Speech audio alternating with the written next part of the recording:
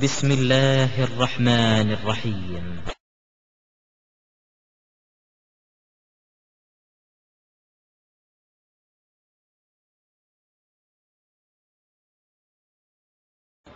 ஹதீஸுகளுடைய சனதுகளை பொறுத்தவரை, அறிவிப்பாளர்களை பொறுத்தவரை 5 நிபந்தனைகளுக்கு உட்பட்டு இருந்தால் அது சரியானதாக இருக்கும். இல்லைன்னு சொன்னால் அது பலவீனமானது என்பதை நம்ம பார்க்கிறோம். அதே மாதிரி ஒரு ஹதீஸ் சரியாக இருப்பதற்கு ஆய்வாளர்கள்ட்ட இன்னொரு அளவுகள் என்னன்னா, அது குர்ஆனுக்கு மாத்தமா இருக்கக்கூடாது. குர்ஆனுக்கு மாத்தமா இருந்துச்சுன்னு சொன்னா அது என்ன இல்லை, சரியான ஹதீஸ் இல்லை. இந்த விஷயம் புதுசு கிடையாது. இது ஆரம்ப காலத்தில் இருந்தே நடைமுறையில் இருக்கக்கூடிய ஒரு விதி தான். ஆனா இதை மக்கள்கிட்ட அவங்க சொல்லாம குர்ஆனுக்கு முரண்படுறதுங்கிற ஒரு கோணத்தை பத்தி மக்கள்கிட்ட விளக்காததுனால இப்ப நம்ம சொல்லும் போது சில ஆட்களுக்கு என்ன இருக்கு, இது என்ன புதுசா இருக்கு, சரியான ஹதீஸ்ன்னு வர சொல்றீங்க, அப்புறம் சரி இல்லைன்னு வர சொல்றீங்க, சரியான ஹதீஸ்ன்னு வர சொல்றீங்க, சரியான ஹதீஸ் இல்லைன்னு சொல்றீங்களே, ஏன்னா சனது சரியா இருக்குது, மத்தன் சரியில்லைன்னு இந்த டிஃபரெண்ட் விளங்காம முரண்பாடு மாதிரி அவங்க நினைக்கிறாங்க. ஆனால் ஒரு விஷயத்தை நம்ம பார்க்கணும், இதை விட்டுருவோம். இந்த ஹதீஸ் கலையை பற்றி உங்களுக்கு ஏற்கனவே இந்த அறிவிப்பாளர் பற்றி சொல்லியிருக்கணும். அதிகமான பேர் அறிவிக்கிறதுக்கு மாத்தமா ஒருவர் அறிவித்தால் என்னது சாது, அதை ஏத்துக்கிற கூடாதுங்கிறாங்க. அதாவது ஹதீஸுக்கு ஹதீஸ் முரண்பட்டாலும் ஏத்துக்கிற கூடாதுங்கிறாங்க. அதை எல்லாரும் ஒத்துக்கிட்டாங்க பாருங்க. குர்ஆனுக்கு முரண்படுற விட்டுருவோம். அந்த ஹதீஸ் துறையிலே உள்ள விதி என்னன்னு கேட்டா, ஷாதுன்னு ஒன்று இருக்கிறது. ஒரு ஆளுடைய மாணவர்ல 10 பேர் ஒன்றை அறிவிக்க, ஒரு ஆள் மட்டும் 11ஆவது வேற மாதிரி முரண்பட்டு அறிவித்தால் அவருடைய சொல்ல நம்ம என்ன செய்ய மாட்டோம், ஏத்துக்கிற மாட்டோம். அப்போ ஒரு 10க்கு 1, 3க்கு 1 வந்தா கூட என்ன செய்யல, ஏத்துக்கல. முரணா இருந்தா ஏத்துக்கல. அப்போ ஒரு ஹதீஸ் ஒரு ஆள் சொல்றாரு, குர்ஆன 1 லட்சம் பேர் சொல்றாங்க குர்ஆன்னு சொல்லி, 1 லட்சம் பேருடைய அறிவிப்பு 1 மாத்தமா இருக்குது. நல்ல வளர்ந்து உங்களுக்கு குர்ஆனுக்கு மாத்தம்னா அதுக்கு அர்த்தம் என்ன, 1 லட்சம் பேர், 1 லட்சம் கூட இல்ல, அந்த ரசூலுல்லாஹ் காலத்துல சஹாபாக்கள் 1 லட்சம் இருந்தா அவ்வளவு. ஒவ்வொரு காலகட்டத்திலையும் 1 லட்சம், 10 லட்சம், 100 லட்சம், பல கோடி, இன்னைக்கு 110 கோடி மக்கள் அதான் குர்ஆனு என்று சங்கிலி தொடராக அதுக்கு அறிவிப்பாளர் வரிசை இருக்குது. செவி வழியாக நம்ம குர்ஆனை நம்மளா கண்டுபிடிக்கல, நம்ம ஆசிரியர்கள் நமக்கு சொல்லி தந்தாங்க. அந்த ஆசிரியர்களுக்கு அவங்களுடைய ஆசிரியர் சொல்லி தந்தாங்க. இது எங்க வரைக்கும் போகும், ரசூலுல்லாஹ் காலம் வரைக்கும் என்ன செய்யும், இதுக்கு தொடர் போகும். அப்ப இந்த ஹதீஸ்லயே ஹதீஸுக்கு ஹதீஸ் முரண்படும் போது தவறு தள்ளணும்னு சொல்லக்கூடியவங்க எல்லாரும் அதை சொல்றாங்க. இந்த குர்ஆனுக்கு முரண்பட்டா ஏத்துக்கிற கூட நம்ம சொல்றோம்ல, இதை மறுக்கக்கூடிய கூட்டம் என்ன சொல்றதுன்னா, ஷாதுன்னு ஹதீஸ்ல இருக்கிறது, இது தள்ளி இருந்துங்கிறாங்க. அப்ப ஹதீஸுக்கு ஹதீஸ் முரண்பட்டா தள்ளிடுவாங்களாம், குர்ஆனுக்கு முரண்பட்டா தள்ள மாட்டேன்னா எப்படி? அது குர்ஆனுங்கிறது இன்னும் அதிகமான அனைவராலும் உறுதி செய்யப்பட்டதுல, இது ஒருத்தர் 2 பேர் தானே ஒரு ஹதீஸ் சொல்லும். 10 அறிவிப்பாளர் இருக்கட்டும், ஒரு ஹதீஸுக்கு 10 அறிவிப்பாளர் சொன்னாலும் 1 லட்சம் அறிவிப்பாளரோடு கம்பேர் பண்ணாது என்னது, ரொம்ப கம்மி தானே. அப்ப 1 லட்சம் அறிவிப்பாளர்கள் இதான் இது குர்ஆன் மட்டும் சொல்லிட்டாங்க. ஒரு 10 பேர் வந்துகிட்டதுக்கு மாத்தமா இது ரசூலுல்லாஹ் சொன்னாங்கிறாங்க.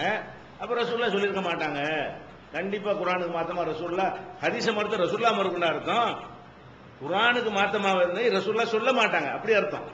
இவங்க எப்படி சித்தரிப்பாங்க, ரசூலுல்லாஹ் சொல்லி மறுக்கிறாங்க, ரசூலுல்லாஹ் சொன்னது இல்லைன்னு நாங்க சொல்றோம், ரசூலுல்லாஹ் சொன்னதுன்னு தெரிந்து விட்டால் அது மறுக்க கூடாது. நம்ம கேள்வி என்ன, இதை ரசூல் ஸல்லல்லாஹு அலைஹி வஸல்லம் சொன்னார்கள் என்பது ப்ரூஃபாகவில்லை, சொல்லி இருக்க மாட்டார்கள் என்று ப்ரூஃபாகிறது. எதை வச்சு ப்ரூஃபாகுது, குர்ஆனை வச்சு ப்ரூஃபாகுது. குர்ஆன்ல எப்படி இருக்குது, நேர் மாத்தமா அல்லாஹ்வுடைய ரசூல் எப்படி பேசுவாங்க, அப்ப ஏதோ ஒரு தவறு இருக்கிறது விளங்கிக்கணும். அப்ப ஃபர்ஸ்ட் நீங்க அதை புரிந்து கொள்ற, ஹதீஸை மறுக்கிறாங்கன்ற மாதிரி சித்தரிச்சாங்கன்னா இந்த ஹதீஸ் துறையிலே பேசுவோம்னு சொல்லி உங்கள்ட்ட கேட்கணும். ஹதீஸ்ல இப்படி சாது மஹ்பூல், சாதுன்னா சாதுக்கு மாற்றம் மஹ்பூல், மஹ்பூல்னா அது பாதுகாக்க கரெக்டான ஹதீஸ்ன்னு அர்த்தம். அப்ப சாதுன்னு சொல்லி ஒன்றை நிராகரிக்கிறீங்களா, அது என்ன அர்த்தம்? அவர் நம்பகமான ஆள் தானே. சாதுல வரக்கூடிய ஆள் யாரு, நம்பகமான, எல்லாம் நம்பகமான ஆளு. 5 பேர் சொல்றதுக்கு ஒரு மாத்தமா அறிவிக்கிறாராம், அதான் குழப்பமே தவிர இவர் பலவீனமானலாம் கிடையாது. சாதுங்கிற காரணத்தினால் நம்ம தள்ளக்கூடியது ஆளு பலவீனம் கிடையாது, அதோட கம்பேர் பண்ணும்போது பலவீனம் ஆயிடுது. அந்த 2 கம்பேரிட்டிவ் தானே. 5 கண்டிஷன்ல 4வது 5வது சொன்ன கண்டிஷன் என்னது, கம்பேர் பண்ணி பார்க்கிறது, பிற அறிவிப்போட ஒப்பிட்டு பார்த்து நம்ம என்ன செய்யறோம், தவறுன்னு சொல்றோம். அப்ப இதை ஏற்றுக்கொள்றவங்க இதை இதை இதை ஏத்துக்கிற மறுக்கலாமா? இதை நீங்க அடிப்படையை விளங்கிக்கிறணும். இது ஒரு சிம்பிளான ஒரு விஷயம். அடுத்து என்னன்னு கேட்டா, இதுல ஒவ்வொரு விஷயமா நம்ம சொல்லியிருக்கிறோம். அடிப்படை முதல் விஷயம் என்னன்னு கேட்டா, குர்ஆன்ல 16:44 வசனத்தை வைத்து ஒரு விளக்கம் சொல்லியிருக்கிறோம். அந்த புக்கில் 16 புக்கை ஒன்று வரிசையை தான் இதுல சொல்றேன். 16:44 முதல்ல எடுத்தோன்னு போட்டிருக்கிறோம். இந்த வசனத்தை வைத்து நம்ம என்ன கேட்கிறோம்னா, குர்ஆனை நீ விளக்கணும் என்பதற்காகத்தான் உன்னை அனுப்பியிருக்கிறேன். ரசூலுல்லாஹ்வுக்கு அல்லாஹ் சொல்றான். ரசூலுல்லாஹ் என்ன சொல்றான், உனக்கு குர்ஆனை தந்திருக்கிறேன், இதை விளக்குறது தான் உன் வேலை அப்படிங்கிறான். அப்ப ஒன்றை விளக்குவதற்கு ரசூல் ஸல்லல்லாஹு அலைஹி வஸல்லம் வந்தார்களே, ஆனால் விளக்கம் என்பது மூலத்துக்கு ஒத்துதான் இருக்கும். எதிராக இருந்த விளக்கம் இல்லை. விளக்குவதற்கு அல்லாஹ் அனுப்பிட்டேங்கிறான். அப்ப ரசூல் ஸல்லல்லாஹு அலைஹி வஸல்லம் விளக்கத்தான் செஞ்சிருப்பாங்களே தவிர மருத்துவா செஞ்சிருப்பாங்க. அப்ப மறுக்கிற மாதிரி அந்த ஹதீஸ் அமைந்தால் அது குர்ஆனுக்கு விளக்கமாக இல்லை. குர்ஆனுக்கு விளக்கமாக இருந்தால் மட்டும்தான் ரசூலுல்லாஹ் அந்த டியூட்டி தான் அவங்க வேலையை. அவங்க வேலையை என்னது, குர்ஆனுக்கு விளக்கத்தை சொல்வார்களே தவிர குர்ஆன்ல இருக்கிறத மறுத்து சொல்ல மாட்டார்கள். அப்ப இந்த 16:44 வசனமே சொல்கிறது, ரசூல் ஸல்லல்லாஹு அலைஹி வஸல்லம் அவர்கள் பேர்ல எது வந்தாலும் அது என்னவா இருக்கணும், குர்ஆனுக்கு விளக்கமா இருக்கணுமே தவிர குர்ஆனுக்கு எதிரானதா இருக்கக்கூடாது. இப்ப எதிரானதா இருக்குமே ஆனால் அப்ப என்னவாகிறது, ரசூலுல்லாஹ் சொன்னது இல்ல. கண்டிப்பா ரசூலுல்லாஹ் அந்த வேலைக்கு அல்ல அனுப்பல. அனுப்புனதுக்கு மாத்தமா அவங்க செயல்பட மாட்டாங்க. ரசூலுல்லாஹ் அல்ல எதுக்கு அனுப்பி இருக்கிறானோ அதுக்கு மாத்தமா செயல்பட. இது வழங்கிது அவங்களுக்கு. ஃபர்ஸ்ட் இந்த வசனத்தில் இருந்து இந்த ஹதீஸை குர்ஆனுக்கு முரண்படுவதை ஏற்றுக்கொள்ள கூடாதுக்கு ஆதாரம் கேட்டாங்கன்னா 16:44 படின்னு சொல்லுங்க. அதுல என்ன இருக்கும், நீ விளக்கணுங்கிறதுக்கு உனக்கு தந்திருக்கணும். ரசூலுல்லாஹ்வுடைய வேலை என்ன, விளக்கம். இது எதை விளக்குதுன்னு கேட்கணும். மாத்தமா உள்ள ஒன்றை காட்டி இது எந்த வசனத்தை இது விளக்குது, விளக்கல மறுக்குது, இன்னென்ன வசனத்தை மறுக்குது. விளக்கவும் இல்ல, விளக்காம சும்மா இருந்தா கூட விட்டு போயிடலாம், மறுக்கவும் செய்யுது. அப்ப அந்த 16:44 வசனத்தை ஒழுங்கா சிந்திச்சு பார்த்தாலேயே குர்ஆனுக்கு மாத்தமாக ரசூல் ஸல்லல்லாஹு அலைஹி வஸல்லம் அவங்க என்ன செய்ய மாட்டாங்க, சொல்லி இருக்க மாட்டாங்க என்று விளங்கி கொள்கிறோம். அப்ப இது முதலாவது விஷயம். அடுத்து என்ன செய்யறோம்னா 53:4 ஆதாரங்களா இதை நோட் பண்ணிக்கலாம். புக்கில் இருக்கு, வரிசைப்படி தான் நான் சொல்றேன். 53:4 போல்டு லெட்டரா போட்டுறோம் ஆதாரம். 53:4 என்ன சொல்றோம், மா யன்திகு அனில் ஹவா, மனோ இச்சைப்படி இவர் பேச மாட்டார். இன் ஹுவ இல்லா வஹீயுஹா, அறிவிக்கப்படுகிற செய்தியை தவிர வேறு எதுவும் இல்லை. இப்ப ரசூல் ஸல்லல்லாஹு அலைஹி வஸல்லம் அவங்க மார்க்கம் எது பேசினாலும் அறிவிக்கப்பட்டதுதான் சொல்லுவாங்களே தவிர அறிவிக்கப்படாத சொல்ல மாட்டாங்க. அப்ப அறிவிக்கப்படுறது யார்கிட்ட அறிவிக்கப்படுறது, அல்லாஹ்விலிருந்து அறிவிக்கப்படுறது. அப்ப அல்லாஹ்விலிருந்து அறிவிக்கப்படுறது ரெண்டும் அல்லாஹ்விலிருந்து அறிவிக்கப்படும் போது அல்லாஹ்விலிருந்து அறிவிக்கப்படுறது முரண்படுமா? இதுவும் அல்லாஹ்விலிருந்து வந்தது, அதுவும் அல்லாஹ்விலிருந்து வந்ததுன்னா ரெண்டும் ஒரே மாதிரியா தான் இருக்க வேண்டும். ஒன்றை ஒன்று மெய்ப்பிக்கக்கூடியதாக இருக்க வேண்டும், ஒன்றை ஒன்று தெளிவுபடுத்தக்கூடியதாக உறுதிப்படுத்தக்கூடியதாக இருக்க வேண்டும். ஒன்றை ஒன்று மறுக்கக்கூடியதாக இருக்குமே ஆனால் அப்ப அது ஏத்துக்கிற கூடாது என்பது இதுல அடங்கி இருக்குது. குர்ஆனுக்கு முரண்பட்ட ஹதீஸ்ல ஏத்துக்கிற கூடாது என்பதற்கு ரசூலுல்லாஹ் வஹீல தான் பேசுவாங்கன்னு வந்துருச்சு. வஹீல பேசினா அல்லாஹ் சொல்றது தான் மார்க்கம்னு பேசினது. சொந்த விஷயங்கள் உலக விஷயங்கள் பேசியிருப்பாங்க. மார்க்கம் வணக்கத்தோடு சம்பந்தப்படுத்தி கொள்கையோடு சம்பந்தப்படுத்தி என்ன பேசினாங்களோ அது எல்லாமே என்னது, வஹீ. குர்ஆன் எப்படி வஹீயா இருக்கிறதோ அதுவும் என்னது, வஹீ தான். அப்ப வஹீ இருக்கும் பொழுது அல்லாஹ்வுடைய வார்த்தை அல்லாஹ்வுடைய வஹீக்கு உரிய அளவுகளை என்னன்னு கேட்டா முரண்படக்கூடாதுங்கிறது தான். மனுஷன் முரண்படலாம். நேற்று நான் ஒன்று சொல்லிட்டு நீ மறந்துடலாம். ரசூலுல்லாஹ் கூட மனிதர் என்ற முறையில் மறந்துட்டு கூட சொல்லி கொடுக்கலாம். அல்லாஹ் மறக்குவானா? அல்லாஹ்ட்ட முரண்பாடு வருமா? அப்ப இந்த முரண்பாடு வருவது நமக்கு எதை சொல்லுகிறது, இது ரசூலுல்லாஹ் சொல்லியிருக்க மாட்டாங்க. இந்த டிஃபரெண்ட் திருப்பி திருப்பி சொல்லிக்கிறேன். ரசூலுல்லாஹ் சொன்னதை மறுக்கிறேன்னு கொண்டு போயிடுவான். ஹதீஸை மறுக்கிறார்கள், ரசூலுல்லாஹ் சொன்னதையே ஏத்துக்கிற மாட்டேங்கிறார்கள். சொன்னதை ப்ரூவ் பண்ணிடாம சொல்லலை நாங்க சொல்றோம். ரசூலுல்லாஹ் சொல்லிட்டாங்கன்னு சொல்லி நாங்க மறுக்கிறோம். சொல்லல, இது ரசூல் ஸல்லல்லாஹு அலைஹி வஸல்லம் சொன்னதாக நீ ஒரு ஆள் சொல்றாரு. ஆனா ரசூல் ஸல்லல்லாஹு சொல்லியிருக்க மாட்டாங்கன்னு 1 கோடி பேர் சொல்றாங்க. அத குர்ஆன் 1 கோடி பல கோடி பல கோடி மக்கள் என்ன செய்யறாங்க, இது ரசூலுல்லாஹ் சொல்லியிருக்க மாட்டாங்கங்கறாங்க. அதனால ரசூலுல்லாஹ் சொல்லலன்னு தான் நாங்க மறுக்கிறோமே தவிர ரசூலுல்லாஹ்வுடைய செய்தியை மறுக்கல. நம்ம மறுப்பனா என்னது, இது ரசூல் ஸல்லல்லாஹு அலைஹி வஸல்லம் சொன்னது இல்ல. அப்ப இந்த ஹதீஸை மறுக்கிற ஒரு கூட்டம் இருக்கிறானே, அவன் ரசூலுல்லாஹ் சொன்னாலும் ஏத்துக்கிற மாட்டான், சொன்னது உறுதி செஞ்சாலும் அவன் ஏத்துக்கிற மாட்டான். நம்ம எல்லா ஹதீஸ்லையும் ஏத்துக்கொள்றோமே, இந்த முரண்பாடு வரும்போது எப்படி அறிவிப்பாளரை வச்சு சிலரை தள்ளுறது நியாயமோ அதை விட அதிக நியாயம் இதுல இருக்கா இல்லையா? ஒரு ஆளுடைய நினைவாற்றல்னால போய்கிட்டு நினைவாற்றல் குறைவா இருந்தா கரெக்டா சொல்லியிருக்க மாட்டாரா? அதுலயாவது கரெக்டா இருக்க வாய்ப்பு இருக்குனால விளங்கிங்க. இந்த ஹதீஸ்ல லைஃப்னு சொல்றமே நம்ம கணக்குல லைஃப்ங்கிறோம். அவன் நல்லவளா கூட இருந்திருக்கலாம்.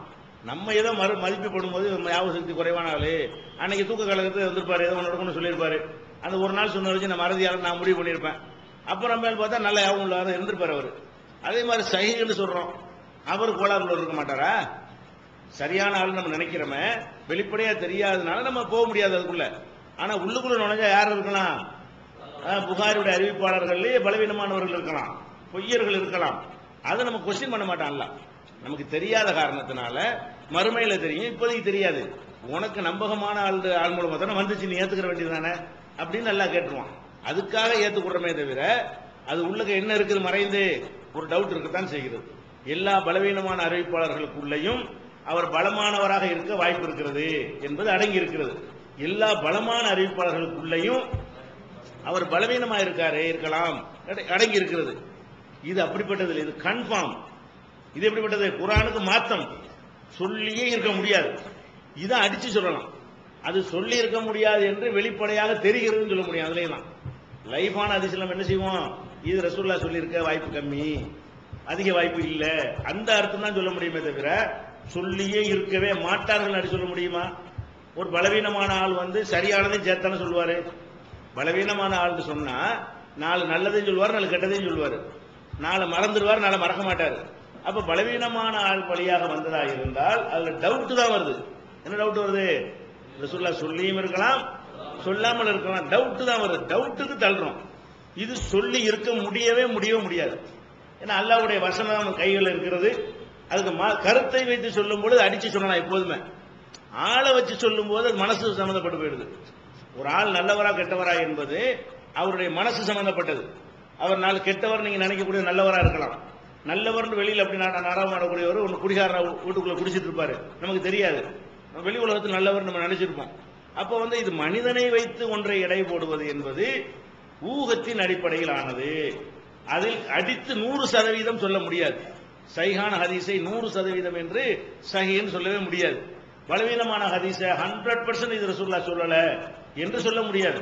சொல்வதற்கு வாய்ப்பு இருக்கிற மாதிரி சொல்லாமல் இருப்பதற்கு வாய்ப்பு உண்டு. அப்படிங்கிற அடிப்படையில் எடுத்துக்கிறோம். குர்ஆனுக்கு மாத்தங்கிறது கருத்து அடிப்படையா வச்சது. கருத்து அடிச்சே சொல்லலாம். ஒரு கருத்து, இந்த கருத்துக்கு இது மாற்றம்னு சொல்வதற்கு இது மனசையா பார்க்கணும், ரெண்டு கருத்தையும் பார்க்க போறோம். ரெண்டு கருத்து வெளிப்படையா அதுல இருக்குது. இந்த கருத்துக்கு இது மாற்றம், இந்த கருத்துக்கு இது ஒட்டுனதுன்னு சொல்றதுக்கு இதுக்கு ஆளை போய் இடப்பட வேண்டியது இல்லை. சொன்ன ஆளையெல்லாம் கழிச்சிட்டு கருத்தை வச்சு பார்த்தாலும் கண்டுபிடிச்சிடலாம். ஆள் யாருன்னு தெரியணுமா? அப்ப கருத்து அடிப்படையில் பார்க்கும் பொழுதுதான் கண்டிப்பா இதை ரிஜெக்ட் பண்ணணும். கண்டிப்பா ரிஜெக்ட் பண்ண வேண்டியது பண்ண மாட்டேங்கிறாங்க. ரிஜெக்ட் பண்ணாட்டா கூட ஒரு பெரிய விஷயம் இல்லைங்கிறத ரிஜெக்ட் பண்ணுவாங்களாம். இந்த ஹதீஸ்லயே எப்படி பிரிக்கிறாங்க? அது பலவீனமா அதெல்லாம் ஏத்துக்க கூடாது, நாங்களும் ஏத்துக்கூடாதுன்னு சொல்றோம். அது அதை விட இது கூடுதலாக சொல்லணும். வித்தியாசம் வழங்க ரெண்டு உங்களுக்கு. இப்ப கருத்து அடிப்படையில் ஒருத்தர் தப்பா சொல்லிட்டாரையானால் அது என்னவாயிரும்? கன்ஃபார்மா தப்புன்னு சொல்லலாம். 100% அடிச்சு இன்ஷா அல்லாஹ்வோட போட்டு சொல்ல வேண்டியது இல்லை. சும்மா அடிச்சு என்ன செய்யலாம்? கருத்தை சொல்லும் போது 100% நம்ம தப்புன்னு சொல்லிடலாமா இல்லையா? இப்ப 5-5 10 ஒரு கருத்தானே இது. 5-5 11 தப்பு தானே? இது 100% தப்பா? ஒரு இல்ல 11 இருக்கலாம், யாருக்கா டவுட் வருமா? 5-5 10 ஒருத்தர் 11ங்கிறாரு, இது 100% தப்பு. 11 இருக்க சான்ஸே கிடையாது. ஒரு லட்சத்துல ஒரு பங்கு கூட சான்ஸ் இல்லைன்னு சொல்றீங்களா இல்லையா? இதுல எந்த டவுட்டே இல்லாம என்ன செய்யும்? அது தெளிவாகி விடுகிறது கருத்தை பொறுத்த வரைக்கும். அதே மாதிரி அவர் வந்தார், அவர் வரவில்லை, இது என்னது? 100% இல்லையா? வந்தார் என்பதற்கு ஒரு தேதிக்கு இதெல்லாம் போட்டு அது வந்தாருங்கிறது வெள்ளிக்கிழமை, வரலங்கிறது சனிக்கிழமை ஆயிட்டா முரண்பாடு வராது. விளங்குதா? இப்படி சொல்றோம், வெள்ளிக்கிழமை காலை 10 மணி 1 நிமிடத்திற்கு இந்த இடத்திற்கு இப்ராஹிம் வந்தாரு. இன்னொருத்தர் சொல்றான் அதே டயத்தை எல்லாம் போட்டு இப்ராஹிம் வரலங்கிறான். இது 100% முரணா இல்லையா? அல்லது இது சரினா சரியில்லை, அது சரினா இது சரியில்லை அப்படின்னு ஆயிடுது. அப்ப கன்ஃபார்மா உள்ள ஒரு விஷயங்களுக்கு அது நெருப்பு சுடுங்கிறீங்க, அது ஒரு கருத்து. சுடாதுன்னா 100% முரணு. சுடுங்கிறதுக்கு சுடாதுங்கிறது என்னது? 100% முரண். இது சரியா இருந்தா சரியா இருக்க முடியாது. அந்த மாதிரி குர்ஆனுக்கு மாத்தங்கிறது கருத்து சம்பந்தப்பட்டது. அறிவிப்பாளர் பலவீனம் என்பது ஆள் சம்பந்தப்பட்டது. வெளிவந்து விட்டது தவறான வாதங்களும் தக்க பதில்களும். சகோதரர் PJ அவர்கள் உரையாற்றிய ரமலான் மாத தொடர் சொற்பொழிவு. மறைவான ஞானம் அல்லாஹ்வை தவிர வேறு யாருக்கும் உண்டா? சத்தியம் எது, அசத்தியம் எது? இறந்தவர்களால் செவியேற்க முடியுமா? நபிமார்களுக்கு இறைவன் வழங்கியதையன்றி வேறு ஏதும் மறைவான ஞானங்கள் உண்டா? தர்கா, தரீகா வழிபாடுகள் சரியா? மனிதன் கடவுளாகி விட முடியுமா? தவறான கொள்கையில் இருப்பவர்களின் வாதங்களுக்கு குர்ஆன் ஹதீஸ் அடிப்படையில் அடுக்கடுக்கான தெளிவான சான்றுகளுடன் தக்க பதில்கள் 5 டிவிடிக்களாக விலை ரூபாய் 150 மட்டுமே. கிடைக்கும் இடம் TNTJ வீடியோ விஷன், நம்பர் 30, அரண்மனைக்காரன் தெரு, மண்ணடி, சென்னை 1, செல் 9500168989. TNTJ வீடியோ விஷன், TNTJவின் மார்க்க விளக்க குறுந்தகடுகள் BJ சம்சுல்லுஹா, MI Sulaiman, MS Sulaiman, Althafi மற்றும் மார்க்க அறிஞர்களின் உரைகள் அடங்கிய CDக்கள் வெறும் ரூபாய் 20 மட்டுமே. கடந்த ரமலானில் சகோதரர் BJ அவர்கள் ஆற்றிய இஸ்லாம் கூறும் பொருளியல் தொடர் சொற்பொழிவு கிட்டத்தட்ட 27 மணி நேர நிகழ்ச்சி 3 டிவிடிகளில் விலை ரூபாய் 75 மட்டுமே. மொத்த விற்பனையாளர்களுக்கு கழிவுகள் உண்டு. கிடைக்கும் இடம் TNTJ வீடியோ விஷன், நம்பர் 30, அரண்மனைக்காரன் தெரு, மண்ணடி, சென்னை 1. ஆட்களை எடை போடுற அதிகாரம் நமக்கு இல்லை. வெளிப்படையானதை பார்த்து முடிவு செய்யற அதிகாரம் மட்டும்தான் நமக்கு இருக்கிறது. அது குற்றம் பிடிக்க மாட்டான் அல்ல. ஆனா உண்மை வேற இருக்கலாம். குற்றம் பிடிக்க மாட்டானே தவிர உண்மை என்னவா இருக்கலாம் வேற. இதை விளங்கிக்கணும். அது ஒரு அடிப்படையாச்சா. அதுக்கடுத்து 8ஆம் பக்கத்தில் என்ன கொடுத்துருக்கோம்னா 4:82 வசனம் 1, 41, 42 வசனம். இந்த 2 வசனத்தையும் கொடுக்குறோம். என்ன கொடுக்குறோம்னா அல்லாஹ்வுடைய வார்த்தை சிந்திக்க மாட்டார்களா? இதுல முரண்பாடு இல்லாம இருக்குது பாருங்க. அதுவே அல்லாஹ்வுடைய வார்த்தை உங்களுக்கு காட்டலையா? அல்லாஹ் கேட்கலாம். இதில் தவறே வராது, முரண்பாடே வராது என்று குர்ஆன் என்ன செய்கிறது? சொந்தம் கொண்டாடுகிறது. அப்ப குர்ஆன் முரண்பாடு வராது என்று சொன்னால் குர்ஆனுடைய விளக்கம் என்பது எப்படி அது முரண்பாடா இருக்க முடியும்? முரண்பட்டது எப்படி குர்ஆனுக்கு விளக்கமா இருக்க முடியும் என்று சிந்தித்து பார்த்தாலும் கருத்து சரியா குர்ஆனோட மோதுதுன்னா தள்ளிட வேண்டியதான். ஆனா சில பேர் என்ன செய்வாங்க, குர்ஆனுக்கு மோதலாம் செய்யாது, இவன் கவனிக்காம எடுத்தெல்லாம் முடிச்சு முரண்டு சொல்லிடக்கூடாது. நம்மள ஆய்வு பண்ணணும். இது முரண்டானா, அது வேற ஏதாவது விளக்கம் கொடுக்க முடியுமா, ரெண்டையும் இணங்கி போக முடியுமான்னு நம்மளால இயன்ற அளவுக்கு பார்த்துட்டு தான் இது எந்த வகையிலையும் இது நிக்காது, பேசிக்கல நிக்காதுன்னு சொல்லிட்டு நம்ம என்ன செய்வோம், முடிவுக்கு வரணும். அவசரப்பட்டு இது மேலோட்டமா நமக்கு தெரிஞ்சதை வச்சுக்க சொல்லிடக்கூடாது. நல்ல ஆய்வு பண்ணி இந்த குர்ஆனுக்கு முரண்படத்தான் செய்யுதாங்கிறத சந்தேகத்துக்கு இடமில்லாமல் உறுதியாகிவிட்டால் அப்பதான் நம்ம என்ன செய்யணும், ரிஜெக்ட் பண்ணணும். இதை வழங்கிக்கிறோம். அடுத்து இது இந்த அகமதுல வரக்கூடிய 15478வது ஹதீஸ் நம்ம போட்டிருக்கிறோம். பெரிய ஹதீஸ். அந்த ஹதீஸ் ஆதாரப்பூர்வமானது. அறிவிப்பாளர் வரிசையை பொறுத்த வரைக்கும் ஆதாரப்பூர்வமான ஹதீஸ். முஸ்னத் அகமதுல இருக்கக்கூடிய ஹதீஸ். அதுல என்ன சொல்லப்படுகிறது தெளிவா பாருங்க. அதாவது ரசூலுல்லாஹ் சொல்றாங்க, என் பெயரில் ஒரு செய்தியை நீங்கள் கேள்விப்படும் பொழுது அச்செய்தியை உங்கள் உள்ளங்கள் ஒத்துக்கொள்ளுமானால், இன்னும் உங்கள் தோள்களும் முடிகளும் அச்செய்திக்கு பணியுமானால், இன்னும் அச்செய்தி உங்களுடைய வாழ்க்கைக்கு நெருக்கமாக இருப்பதாக நீங்கள் கருதினால் அதை கூறுவதில் நானே மிக தகுதி வாய்ந்தவன்.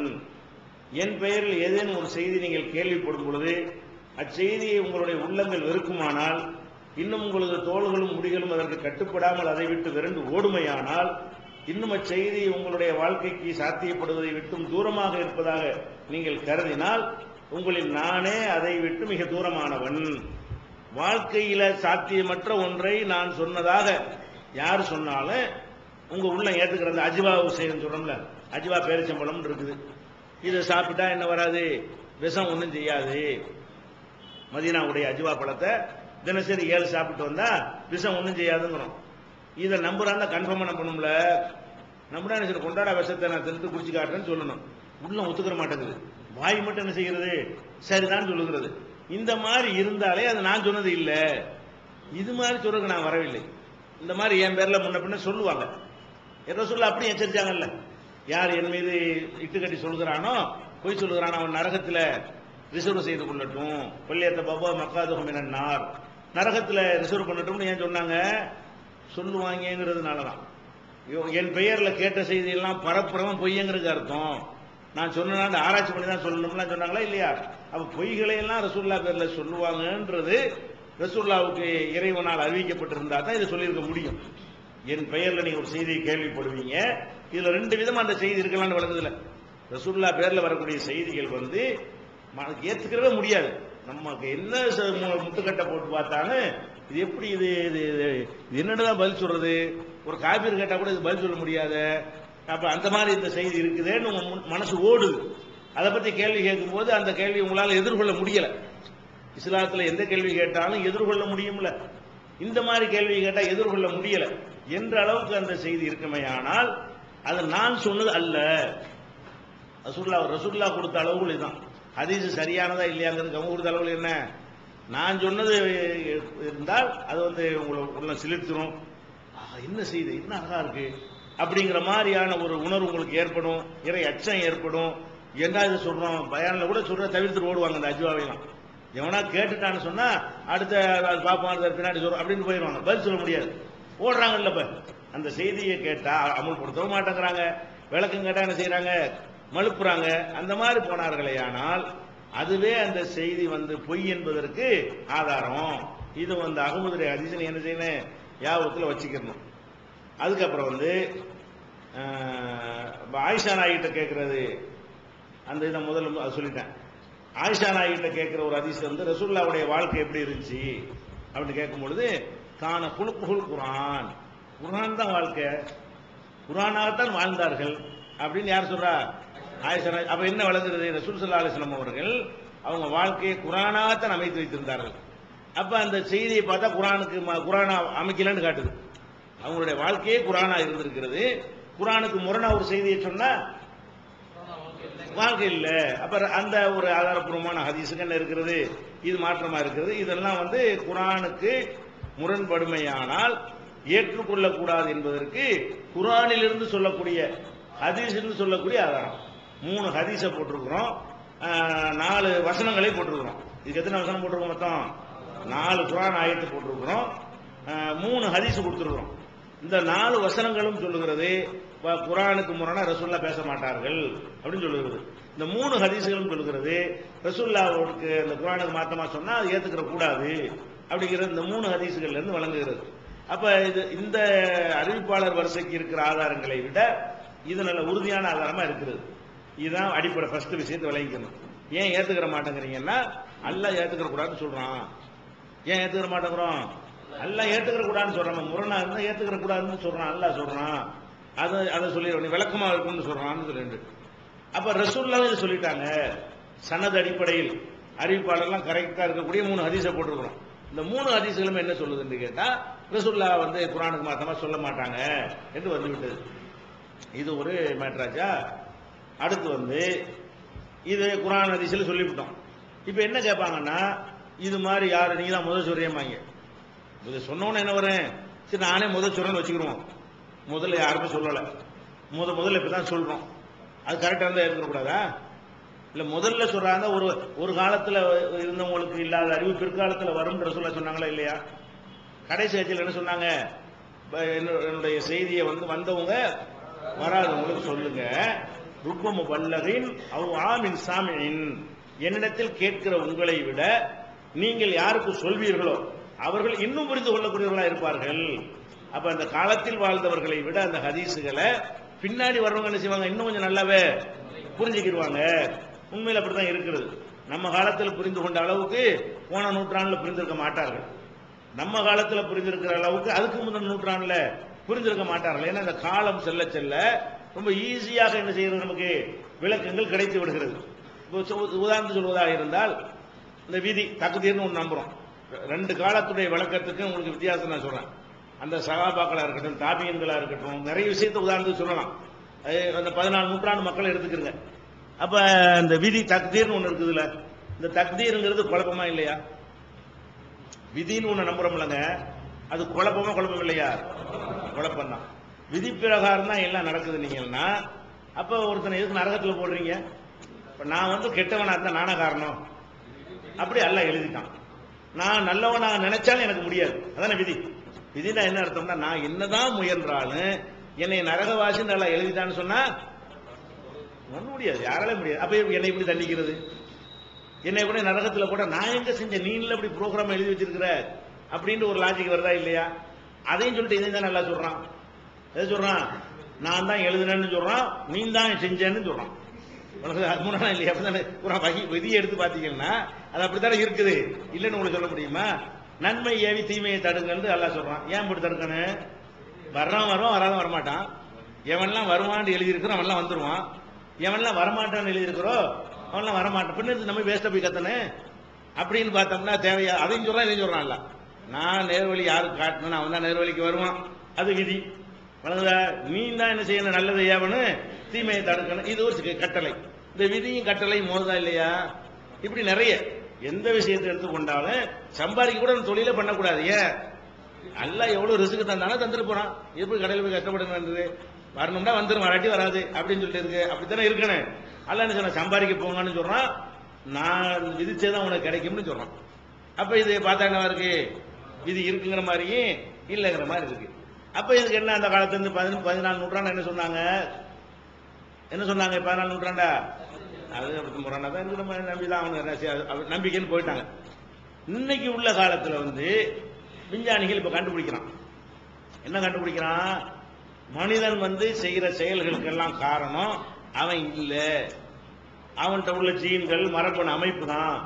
அவனே நினைச்சாலும் அப்படித்தான் இருப்பான். அவனால் மீற முடியாது.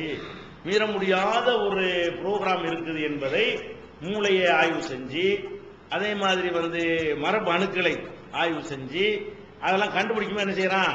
இந்த மாதிரி செய்யறவனுக்கெல்லாம் பாக்குறான். அந்த மாதிரி செஞ்சவனுக்கெல்லாம் ஒரு செக்ஷன்ல அப்படி இருக்குது. திருட்டு பயிலா இருக்கான்னு வைங்களேன், எல்லா திருட்டு பயிலுக்கும் அந்த மூளை அமைப்பு ஒரே மாதிரியே தான் இருக்குது. அதை போய் மனசு எப்படி மாத்துறது? எல்லா கொலகாரனுக்கு பார்த்தா கொலகாரனுக்குன்னு ஒரு ப்ரோக்ராம் இருக்குன்னு பார்த்தோம்னா அந்த மாதிரி தான் மூளையில ஒரு அமைப்பு இருக்குது. அந்த அமைப்புல இல்லாத எவனும் கொலை செஞ்சது கிடையாது. இந்த மூளையில அந்த மாதிரி அமைப்பு இல்லைன்னு சொன்னா ஒருத்தர் என்ன செய்ய மாட்டேங்கிறான்? கொலை செய்ய மாட்டேங்கிறான். அப்ப இப்படி ஒவ்வொன்றுக்கும் கண்டுபிடிக்கிறான். அப்ப இப்ப என்ன செய்யறான்னு கேட்டா, இது ஒரு மனுஷன் நம்ம என்னதான் செஞ்சாலும் ப்ரோக்ராம்ல தான் எல்லாம் ஓடுது அப்படின்னு சொல்லிடுறான் மனுஷன். சொல்லிவிட்டு அப்படி ப்ரோக்ராம்ல ஓடுனா அப்ப ஏன்டா சட்டங்கள்லாம் வச்சிருக்கீங்க? அப்ப உங்க வீட்டுல திருடிட்டான், ப்ரோக்ராம் படி திருடிட்டான்னு விட்டுருவியா? உங்க அப்பனை கொலை பண்ணிவிட்டான், உனக்கு தெரியுது அவன் செய்யலன்னு தெரியுது. கன்ஃபார்ம் நமக்கு என்ன தெரியுது? அவன் செய்யலன்னு தெரியுது. ப்ரோக்ராம்லாம் செஞ்சிருக்கிறான், அவன் அப்படிதான் அமைக்கப்பட்டிருக்குது. அப்ப கொலை செஞ்சாங்க இருக்க வேண்டிய அவனை போய் நம்ம தண்டிக்க சொல்லலாமா? எங்க அப்பனை கொலை செஞ்சா நான் போய் கம்ப்ளைண்ட் கொடுக்குறேன். அவன் அப்பனை அதை கண்டுபிடிச்சானே, அவன் அப்பனை கொலை செஞ்சா அவன் என்ன செய்வான்? அங்க போலீஸ் தானே போறான், கோர்ட்டு தானே போறான். எங்க அப்பனை கொலை செஞ்சவனை தண்டிக்கணும். ஏன்னா நீ தானே ஆய்வு செஞ்சு கண்டுபிடிச்ச, அவனே செய்யல, அப்படிதான் அமைக்கப்பட்டிருக்கு, அவனே என்ன தண்டிக்கணும் அப்படின்னு கேட்டா இல்ல அவனை தான் தண்டிக்கணும். அப்ப என்ன வழங்குது? முரண்பாடு கேள்வி கேட்டீங்கல்ல, இப்ப நீங்களும் அப்படித்தானே இருக்கிறீங்க. விதி விஷயமா கேள்வி கேட்டாங்கல்ல, அறிவியல் தான் கேள்வி கேட்டது. அந்த அறிவியல் அப்படித்தான் என்ன சொல்றான்? அது முரண் தான், அப்படிதான் இருக்கு. ஆனா இப்படிதான் நம்ம செய்வோம். அவன் விதிப்படிதான் செய்யறான், ஆனா தண்டிக்க தான் செய்வோங்கிறான். அப்ப என்ன வழங்குது? இது நமக்கு புரியாத ஒரு விஷயம் இருக்குன்னு வழங்குறது. அதாவது அல்லாஹ் சொல்லும் போது முரண்பாடு மாதிரி தெரிஞ்சு நம்ம எல்லாருமே அந்த முரண்பாடு தான் வாழ்ந்துட்டு இருக்கிறோம். அல்லாஹ் செஞ்சா கேள்வி கேட்டோம்ல, இப்படி நீ இப்படின்னு சொல்லிட்டு அப்படின்னு சொல்றேன்னு சொல்லு. நீங்கள் அப்படித்தான் சொல்றீங்க. விஞ்ஞானம் கண்டுபிடிச்சு என்ன சொல்றீங்க?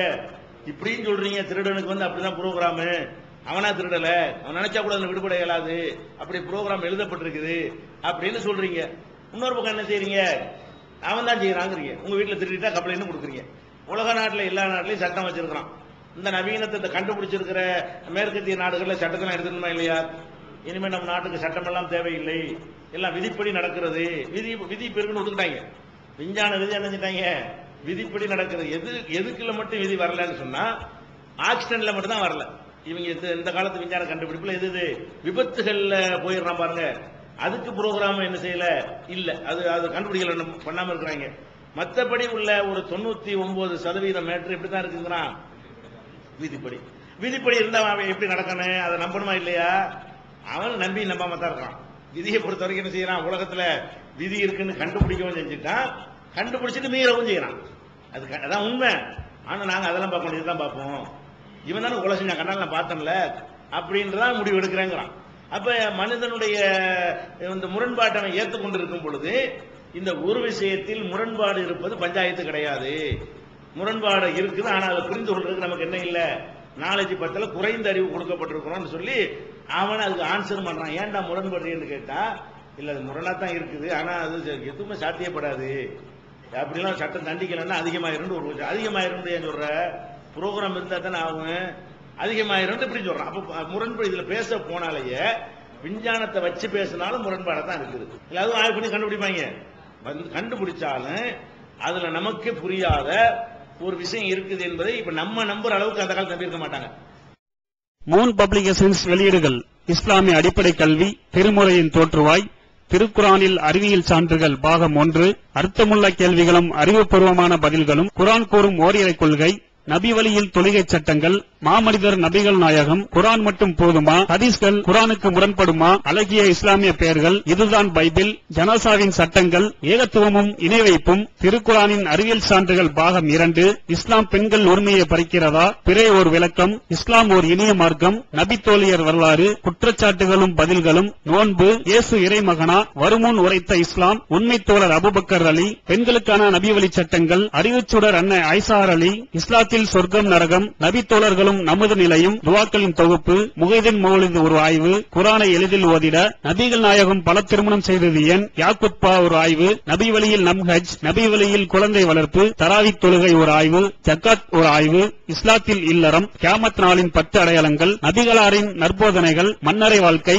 பைபிளில் நபிகள் நாயகம், இஸ்லாத்தின் பார்வையில் பில்லி சூனியம், தர்கா வழிபாடு, நபிகளாரின் இறுதி நாட்கள், இஸ்லாமிய கொள்கை, சரியான ஹதீஸ்களும் தவறான ஹதீஸ்களும், சந்திக்கும் வேளையில் கொள்கை விளக்கம், பேய் பிசாசு உண்டா, கற்பனை கதைகள், நவீன பிரச்சனைகளும் தீர்வுகளும், தப்லிக் தாகலின் தொகுப்பு, சுபகான மௌலிது ஒரு ஆய்வு, மனிதனுக்கேற்ற மார்க்கம், நேர்ச்சையும் சத்தியமும், மனனம் செய்வோம், விளக்கப்பட்ட உணவுகள், அர்த்தமுல்லா இஸ்லாம், குர்பானியின் சட்டங்கள், தொழுகை, இஸ்லாத்தின் பார்வையில் கனவுகள், இஸ்லாமிய திருமணம், இறைவனிடம் கையேந்துங்கள், மீராஜும் அதன் படிப்பினைகளும், வேதம் கொடுக்கப்பட்டோர் யார், மற்றும் prophet Mohammed the greatest man மற்றும் டிஎன்டிஜே மார்க்க அறிஞர்கள் உரையாற்றிய CD டிவிடிகள் கிடைக்கும் இடம் மூன் பப்ளிகேஷன் 83/3 மூர் தெரு, முதல் மாடி, Mannady, Chennai 1. Phone number 65690810. TNTJ video vision வழங்கும் புதிய வெளியீடுகள் சகோதரர் பிஜே ஆற்றிய உரைகள், தொழ அனுமதிக்கப்பட்ட மசீதுகளும் தடை செய்யப்பட்ட மசீதுகளும், தௌஹீத் ஜமாத் சந்தித்த விவாதங்கள், டிஎன்டிஜே ஏற்படுத்திய ஒற்றுமை, சுன்னத் வல் ஜமாத் யார், பிரிவினைகள் ஏன், அன்பான அழைப்பு, சகோதரர் அல்தாஃபி ஆற்றிய உரைகள், சுயநலமும் விளம்பர மோகமும், விமர்சனங்களுக்கு அஞ்ச மாட்டோம், சத்திய பிரச்சாரமும் சந்திக்கும் இடையூறுகளும், மாநபி வலியா மதுகபு வலியா, முகரம் மதத்தின் பெயரால் சகோதரர் எம்ஐ சுலைமான் ஆற்றிய உரைகள், குர்பானி மற்றும் தொழுகையின் சட்டங்கள், சீரழிக்கும் சின்னத்திரை, தடைகளை தகர்த்தெறிந்த இஸ்லாம், பயனளிக்காத உறவுகள், நல்ல நண்பர்களா தீய நண்பர்களா மற்றும் வெள்ளி மேடைகள், இஸ்லாம் ஒரு இனிய மார்க்கம், மேலூர், பெரியபாளையம், பாண்டிச்சேரி, கடையநல்லூர், இஸ்லாம் ஒரு எளிய மார்க்கம், கடிதம் கேள்வி பதில் மற்றும் கானத்தூர், மதுரை, RS மங்கலம். ஒரு சிடியின் விலை ₹20 மட்டுமே. தொண்டியில் நடைபெற்ற விவாதம் 2 டிவிடிகளின் விலை ₹60 மட்டுமே.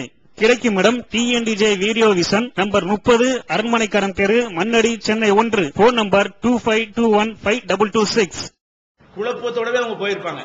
நம்ம என்னன்னு போயிடும், இப்ப இது இப்படித்தானே இருக்கு, முரண்பாடத்தான் இருக்கு, நீனே கண்டுபிடிச்சு விட்ட, கண்ணுக்கு முன்னாடி படம் போட்டு காட்டுற, ஆயிரக்கணக்கான மூளைகளை படம் போட்டு மூளை அமைப்பை பாருங்கள்.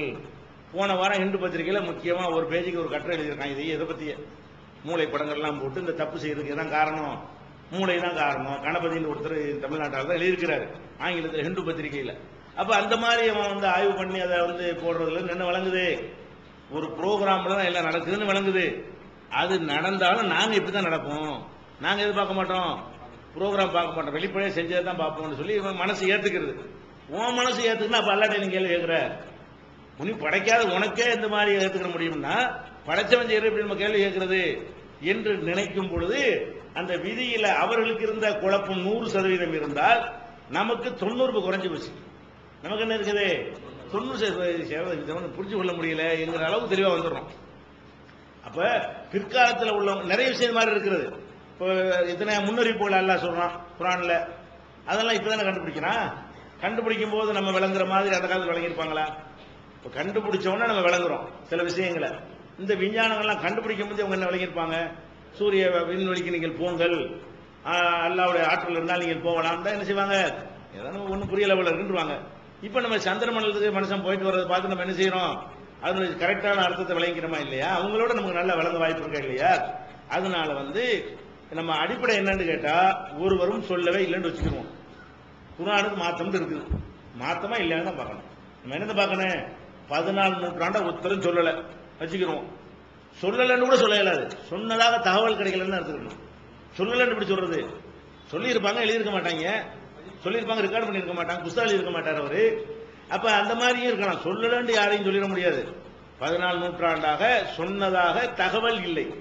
யாரும் இந்த கருத்தை சொன்னதாக தகவல் இல்லைன்னு வைத்துக் கொள்ளும் ஒரு பேச்சுக்கு. ஆனா தகவல் இருக்குது, தகவல் இல்லைன்னு வச்சுக்கிடுவோம். அதனால ஒரு கருத்து தவறாயிருமா? இதுதானே மக்கா காபீர் கேட்டான், இதுக்கு யாரும் சொல்லலை என்று. இஸ்லாத்தை ஒரு இறைவனை வணங்கணும்னு சொல்லும் போது அவன் என்ன செஞ்சான்? மாசமேனா பிஹாதா பில் மில்லத்தில் ஆகிறா. முந்திலாம் இது மாதிரி நாங்க கேள்விப்பட்டது இல்லையே, முந்தின தலைமுறைலாம் இப்படி புதுசா இருக்க, நீ புது கொள்கைகளை சொல்றீங்கன்னு அவன் கேட்டான். அதை நம்ம அதுக்கு வெயிட் கொடுக்கல, எல்லாம் கொடுக்கல, நம்மளும் கொடுக்க கூடாது. அதனால ஒருவரும் சொல்லாத இருந்தா கூட நம்ம என்ன செய்யணும்? குர்ஆனுக்கு மாத்த கண்ணு முன்னாடி குர்ஆனுக்கு மாத்தலன்னு சொல்லு. இதுக்கு ஆன்சர் எப்படி தான் சொல்லணும்? நான் குர்ஆனுக்கு மாத்தம் காட்டேன்ல, உன்னுடைய பதில் என்னவா இருக்கணும்னு கேட்டா மாத்தம் இல்லைன்னு சொல்லு. என்ன மாத்தமா இல்லையான்னு கேட்டா யாரா சொல்லியிருக்காங்க கேட்கிற? இது இந்த ரெண்டையும் தான் இப்ப பேசிட்டு இருக்கிறோம். இதுக்கு இது முரண் நான் சொல்றேன். முரண் இருந்தா நீ ஏத்துக்கிற கூடாது, முரண் இல்லைன்னா நான் மறுக்க கூடாது. நீ சொல்லு எனக்கு முரண் இல்லைன்னு சொல்லு, இதுக்கு இது முரண்படவே இல்லைன்னு சொல்லு, மேட்டர் ஓவர். நாங்க மறுக்க போறோம்? முரணா இருக்கிற காரணத்துக்கு தானே நாங்க மறுக்கிறோம். அப்ப உன்னுடைய அந்த மறுக்கக்கூடிய உன்னுடைய கடமை என்ன? நிரூபிக்க. நீ நிரூபிக்கணும். நிரூபிச்சுட்டு அடுத்த நிமிஷம் நாங்க நினைச்சு வாபஸ் அந்த கொள்கையை வாபஸ் வாங்க மாட்டோம்.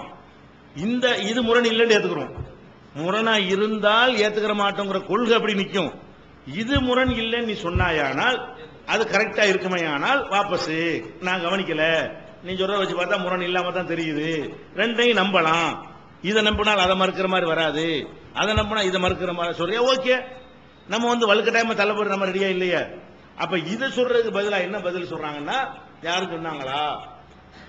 ஒருத்தரும் சொல்லாதே ஒரு சொல்கிறார்கள். அது தப்பு. ஆனா சொல்லி இருக்கிறார்கள். இது தேவை, இது நமக்கு ஆதாரத்துக்கு தேவையே இல்லை. நம்ம சொல்றதுக்கு முன்னாடியே இந்த கருத்தை நினைச்சிருக்கிறாங்க, நிறைய பேர் சொல்லி இருக்கிறாங்க. அதுக்கு நம்ம ஆதாரம் கொடுத்துருக்கோம். என்ன ஆதாரம் தான் கொடுத்துருக்கோம்? ஒரு பெண்ணு பாத்திமா பின்த் கைஸ் என்கிறவங்க என்ன செய்யறாங்க? ஜீவனாம்சம் விஷயமா கேட்கறாங்க. உங்க கணவர் டைவர்ஸ் பண்ணிட்டாரு, ஜீவனாம்சம் கொடுக்கணும்ன்ற ஹதீஸை ஒரு அந்த அம்மா என்ன செய்யறாங்க? அறிவிக்கிறாங்க. அப்ப உமர் ரலியல்லாஹு செய்தி வரும்போது என்ன செய்யறாங்கன்னு கேட்டா, ஒரு பெண்ணின் சொல்லுக்காக நாம் அல்லாஹ்வின் வேதத்தையும் நபியின் வழிமுறையையும் கைவிட மாட்டோம். பாத்திமா பின்த் கைஸ் உண்மையிலே நினைவில் வைத்துள்ளாரா அல்லது மறந்து விட்டாரா என்று நமக்கு தெரியவில்லை. 3 தலாக் சொல்லப்பட்ட பெண்ணுக்கு உறைவிடமும் ஜீவனாம்சம் உண்டு. வலிவும் மாண்பும் உடைய அல்லாஹ் பகிரங்கமான வெட்கக்கேடான செயலை பெண்கள் செய்தாலே தவிர அவர்களை வெளியேற்றாதீர்கள் என்று கூறியுள்ளான் அப்படின்னு இருக்கு. என்ன சொல்றாருன்னு கேட்டா, அந்த பாத்திமா பின்த் கைஸ்ங்கிறவங்க அறிவிக்கிறாங்க. எப்படின்னு கேட்டா, 3 தலாக்கு விடப்பட்டு விட்டால் அவங்களுக்கு எதுவும் கணவர் கொடுக்க வேண்டியது இல்லை. எனக்கு அப்படி நடந்தது அப்படின்னு அம்மா சொல்றாங்க. எனக்கு என்ன செய்யல, 3 தலாக் என் கணவர் விட்டுட்டாரு, 3 தலாக்குக்கு பிறகு மனைவிங்கிற அந்தஸ்து போயிடுதுல, அப்ப எந்த ஒரு தொகையும் அவங்களுக்கு கொடுக்க வேண்டியது இல்லை, அவங்களுக்கு தங்கும் வசதி எல்லாம் ஏற்பாடு செய்து கொடுக்க வேண்டியது இல்லை என்று யார் சொல்றா? பாத்திமாங்கிறவங்க சொல்றாங்க. இது அவங்க தன்னுடைய வாழ்க்கையை காட்டி சொல்றாங்க, யார்கிட்ட கேள்விப்பட்டது சொல்லல. எனக்கு அந்த மாதிரி ரசூலுல்லாஹ் காலத்தில் நினைச்சு தீர்ப்பளிக்கப்பட்டுச்சு என்று சொல்றாங்க. அப்ப இது உமர் ரலியல்லாஹு அன்ஹு என்ன சொல்றாருன்னு கேட்டா, அல்லாஹ் என்ன சொல்றான்? தலாக் விடப்பட்டவங்களுக்கு அழகிய முறையில் மத்தியூ ஹுன்ன பில் மஅரூஃப், அழகிய முறையில் அவர்களுக்கு வாழ்க்கை வசதிகளை செய்து கொடுங்கள் அப்படின்னு அல்லாஹ் சொல்லுகிறான். அல்லாஹ் சொல்லும் பொழுது இந்த ஒரு பொம்பளை பேச்சை கேட்டு நான் அதை எப்படி விடுவேன்? ஜீவனாம்சம் கொடுக்க கூடாது நான் எப்படி சொல்லுவேன்? ஜீவனாம்சம் நீங்க சொல்ற ஜீவனாம்சம் இல்ல, ஒன்ஸ் ஒரு தடவையில் மொத்தமா கொடுத்து அந்த ஜீவனாம்சம் உண்டு. தலாக் விடப்பட்ட பெண்களுக்காக வேண்டி இந்த மாசம் கோர்ட்ல கொடுக்குறாங்கல்ல, அந்த இது நம்ம சொல்லல, அது இஸ்லாத்துல இல்ல. ஆனா ஒரு செட்டில்மெண்டா என்ன செய்யணும்? வாழ்க்கை நிறைய இழந்திருக்காங்க இல்லையா, வசதியை கவனித்து நீ 5 லட்ச ரூபா கொடு, 1 லட்ச ரூபா கொடு, 50,000 ரூபா கொடு, ஆளை பார்த்து அவங்களுடைய சொத்து பத்தெல்லாம் கவனித்து அதுக்கு தகுந்தவாறு ஒரு தொகையை இஸ்லாமிய அரசாங்கம் வாங்கி கொடுக்கணும். அப்ப உமர்ல என்ன சொல்றாங்கன்னு கேட்டா, அல்லாஹ்வுக்கு மாத்தமா ரசூல் அப்படி சொல்லுவாங்க. இதேதான் இந்த மேட்டர் தான். நபி ஸல்லல்லாஹு அலைஹி வஸல்லம் சொன்னதுதான் அவர் சந்தேகப்படுறாரு.